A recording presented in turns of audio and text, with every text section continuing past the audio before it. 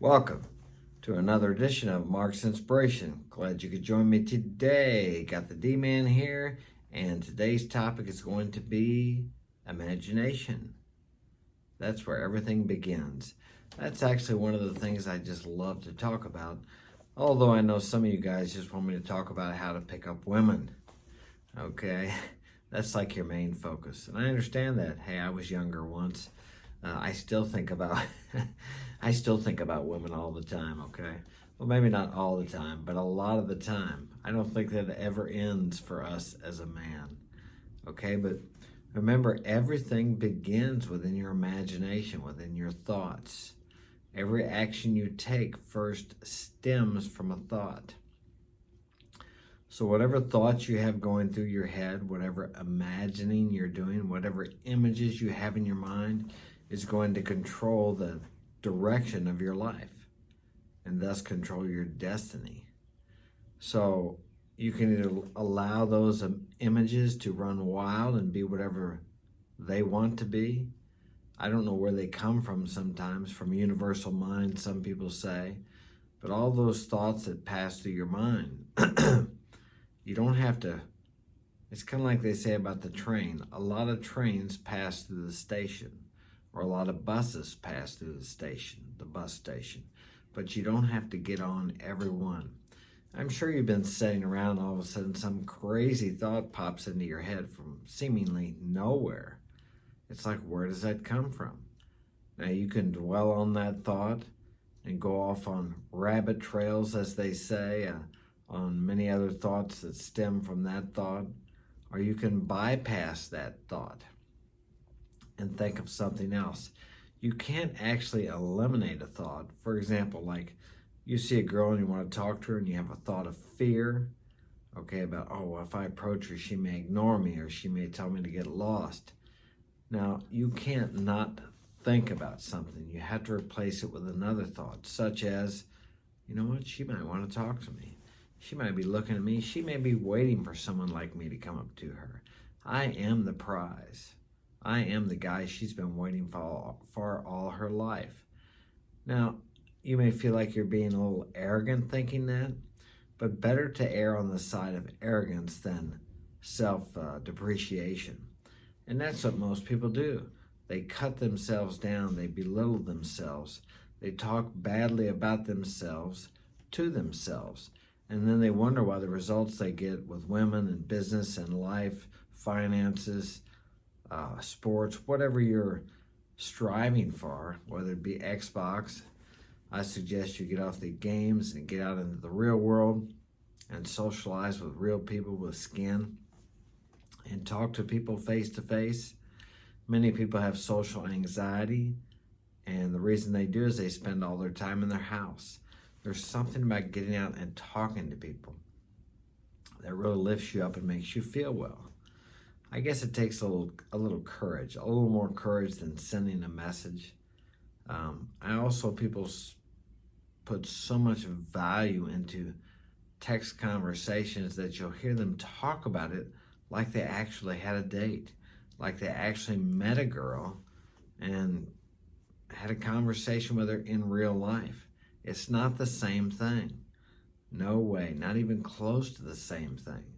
That's why you can talk to people on text messaging or instant messaging or Snapchat, and some of these people will be talking really badly to you, or acting really tough and using strong language. But these same people, if you met on the sidewalk, would walk around you, wouldn't even think twice, wouldn't even think about saying some of the things to you that they say in a message or on Snapchat or the social media form of communication. I got off my topic here. What was it? Oh, imagination. And you can imagine what you might be imagining about some of these people when they're saying these things. But that goes back to monitoring your thoughts. Because if you're thinking badly about other people, it's the same as thinking badly about yourself. Now, we're all going to have thoughts of anger, of resentment, of fear, of frustration, and jealousy, but that's just a passing thought. It's what you do with that. Do you get on that train? Do you start thinking about this guy that I have haters, of course, that hate on me about my videos and different things. But then you always need to remember that hate does not come from above you. It always comes from below. It's from someone who doesn't feel good about themselves, that doesn't feel like they're ever going to amount to anything. They have low self-esteem, so they try to pull you down to their level. If you're out there doing something, if you're making mistakes, then you're doing the same things that successful people like Richard Branson, Grant Cardone, even the president do. Do you think he got to where he is by not making mistakes? All of us that achieve any kind of success are making mistakes.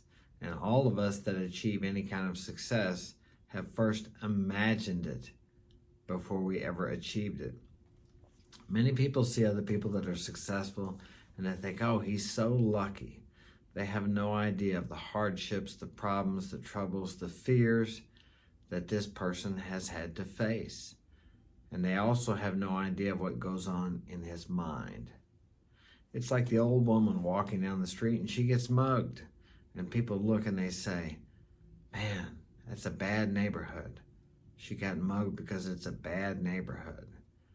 No, she got mugged probably because she's sitting at home watching the criminal shows all day on TV. She's full of fear. She's constantly thinking about getting mugged. So she drew this into her life with her images that she has in her mind. Now, that doesn't mean I'm blaming her. She doesn't realize she's doing this. But everything is drawn to us by what we're thinking. If you could objectively look at your thoughts without taking into consideration outside circumstances, you could see, like blaming people, you could see how your thoughts have created your life, how your thoughts have influenced your actions, which have brought certain things into your life. Many people have a fear of when things get to going really good that something bad's going to happen. Well, guess what? If you think something bad's going to happen, more than likely it is because you will create something bad happening in your life. Just as the successful person thinks good things are going to happen to him every day. He draws those things into his life. Why do you think it says in one of the great books of wisdom of all time, the rich get richer and the poor get poorer? Because a person who is rich is thinking rich thoughts. He's thinking about money, but he's thinking about how he can make more money, how he can provide more service to people. He's not thinking about, I don't know if I can pay my bills. I can't afford that. Everything's so expensive. Boy, gas went up 2 cents last night. All these things the poor person is thinking about. He's thinking about lack. I'll tell you something I experienced one time. I was going out with this girl. This hasn't been long ago. And I felt that she wasn't reciprocating. So that's a lack. So I got to focusing on the lack. Okay, now that lack not only affected my relationship in that area of my life with this person, but it also affected my business too. I started getting less and less work.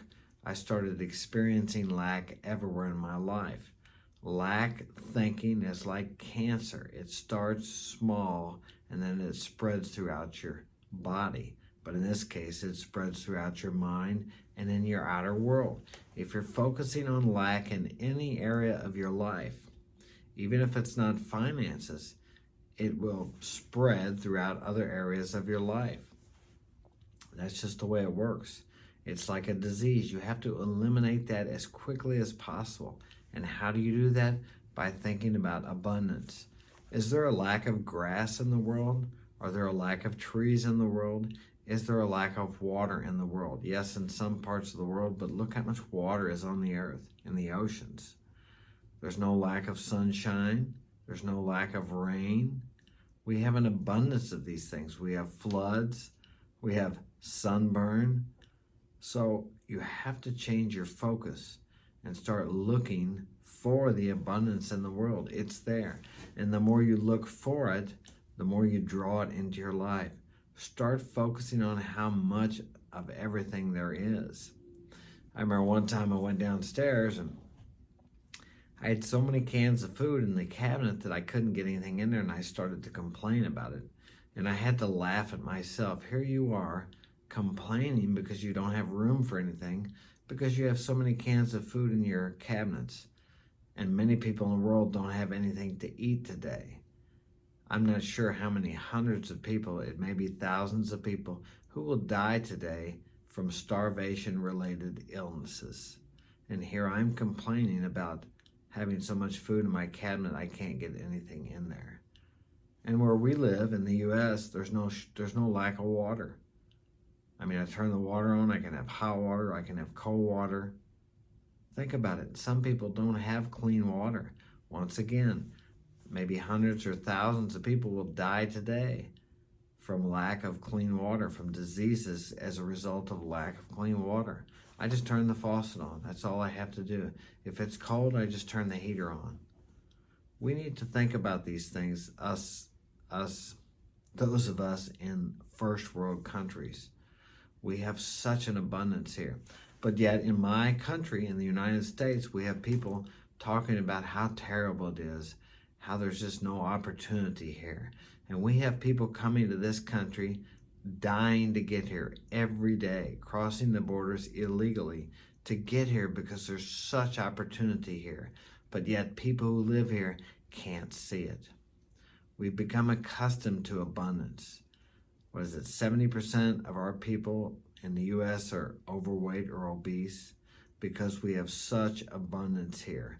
How can we even see lack when we have that kind of abundance in our nation, where 70% of the people are overweight? You go to other countries, third world countries that are poor, and the people there are thin because they don't have enough food to eat. The people there are dying because they don't have enough food to eat.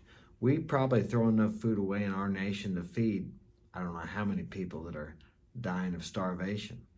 It's incredible. But yet we have people here, and I've done it myself, complain about lack. So reverse that and focus on how much is here. When you see all these overweight people here, think about what an abundant society that it is here, that we have so much food that there's a problem with overeating. I mean, it's incredible when you think about it. So just switch your thinking. And if you do that, you will find that abundance will start showing up in all areas of your life. It's just about changing the way you think and feel about these things. It's really that simple. There's an abundance of women out there. There's millions, probably millions of beautiful, young, available women out there. Now, there's not that many high status, high value males. So there again, there's an abundance of what you're looking for. So become that man, become the high status, high value man, which is rare. But there are many, many beautiful women in the world. There's an abundance of that. So change your thinking. Be rare, be unique, be as gold, be as diamonds, hard to find. Be valuable. You do that by changing your thinking. An affirmation you can use is, I am one of the highest status males in the world. Now you may feel ignorant or ridiculous saying it at first, but continue to say it until it gets into your being, into your soul, till you believe that, and watch the changes in your world. The world will bear witness to what you believe you are. That's all I got for today. Thanks for joining me. Smash that like button. Smash. Leave a comment in the comment section. Have a great day, because I'm going to.